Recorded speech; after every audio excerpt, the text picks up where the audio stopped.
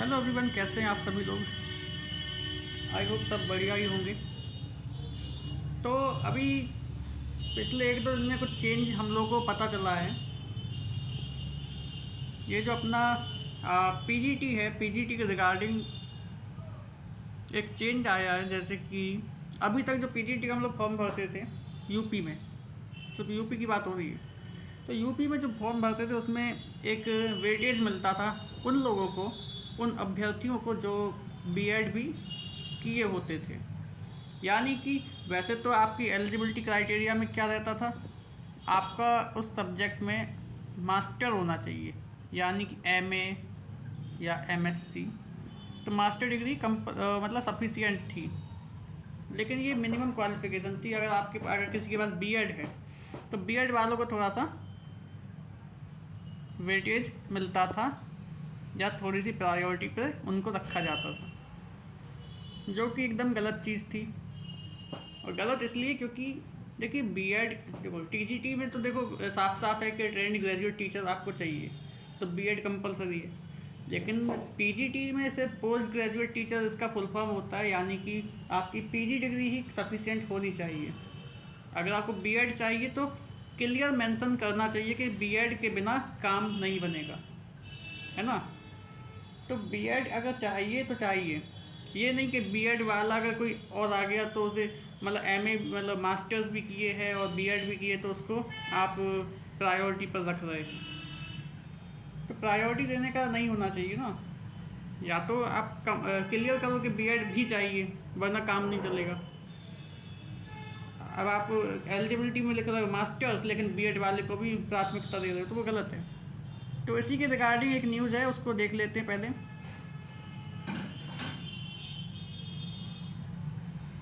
हम्म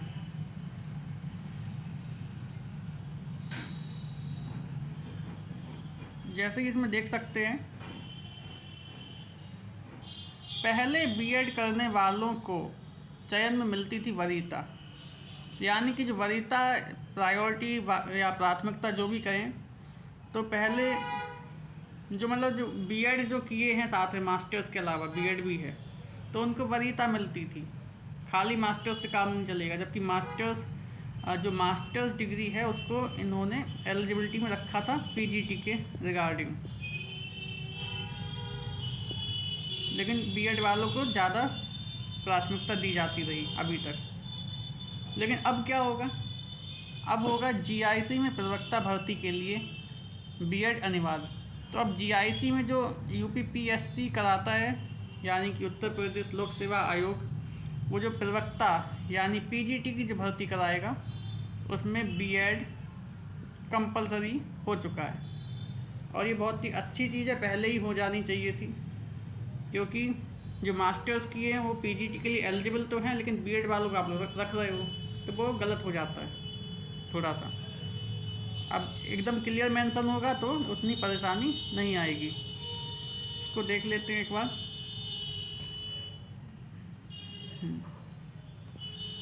प्रदेश के सभी 534 राजकीय इंटर कॉलेजों और 440 राजकीय बालिका इंटर कॉलेजों, यानी कि जो जीआईसी और जीजीआईसी हैं, उनमें मतलब कुल 534 जीआईसी हैं और जीजीआईसी हैं 440।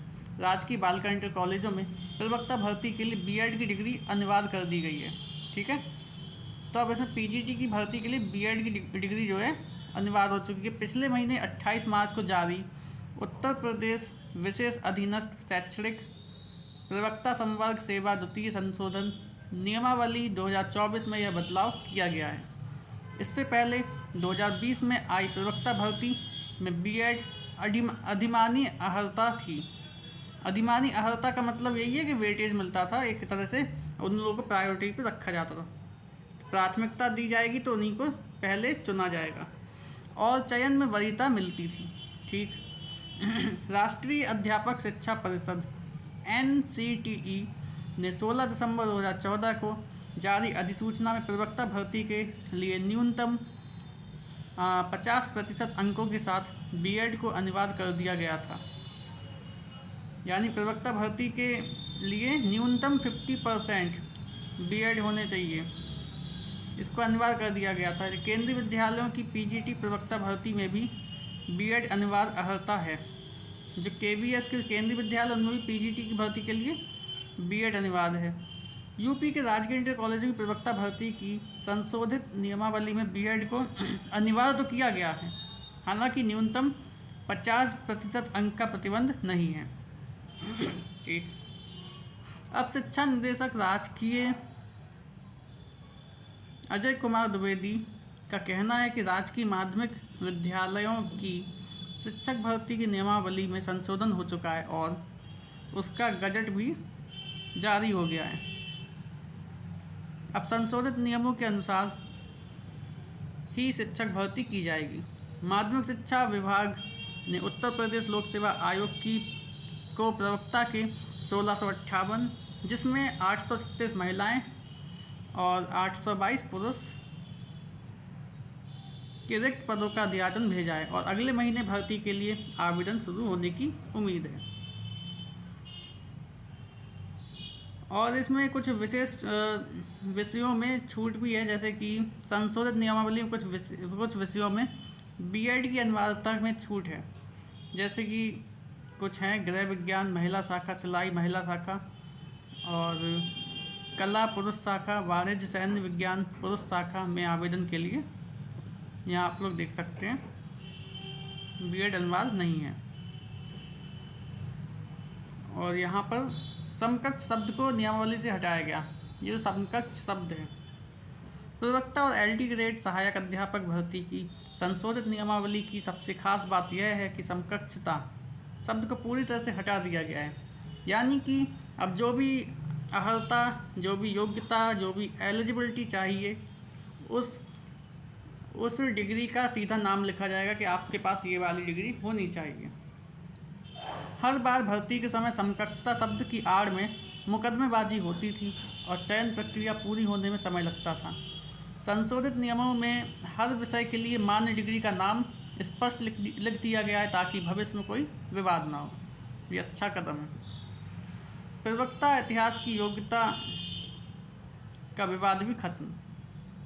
तो जो इतिहास सब विषय में प्रवक्ता बनते थे यानी पीजीटी के टीचर, उनके लिए भी जो योग्यता के संबंध में विवाद होता था वो भी खत्म हो चुका है। जैसे कि प्रवक्ता भर्ती की संशोधित नियमावली में इतिहास विषय को लेकर होने वाले विवाद पर भी विराम लगा दिया है। कैसे? संशोधित अर्हता में प्रवक्ता इतिहास के लिए प्राचीन, मध्यकालीन और आधुनिक इतिहास में स्नातकोत्तर उपाधि को मान्य किया गया है। ठीक है, तो इसमें मास्टर्स हैं, इन तीनों में से किसी में तो मान्य है। और पहले नियमावली में सिर्फ इतिहास विषय लिखा था और कुछ विश्वविद्यालय ऐसे हैं जिनकी डिग्री पर प्राचीन इतिहास, मध्यकालीन इतिहास या आधुनिक इतिहास लिखा होता है। इन डिग्रीधारियों के आवेदन पर विवाद होता था और अभ्यर्थियों को कोर्ट के चक्कर लगाने होते थे। तो चलो, कहीं ना कहीं इस बारे में भी सोचा गया है कि विवाद की स्थिति उत्पन्न ना हो। और 2 विषयों में नहीं होगी प्रवक्ता भर्ती, और 2 विषय ऐसे भी लाए गए हैं, मतलब बताए गए हैं, जिनमें प्रवक्ता की भर्ती, पीजीटी की भर्ती नहीं होगी। कौन कौन से? प्रवक्ता के 2 विषयों में भर्ती नहीं होगी। संशोधित नियम में प्रवक्ता भूगर्भ शास्त्र पुरुष शाखा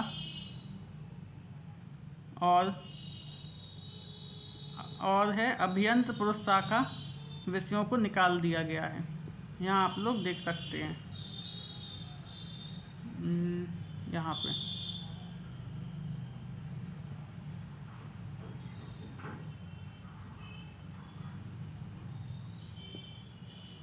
तो आज के इस वीडियो में इतना ही।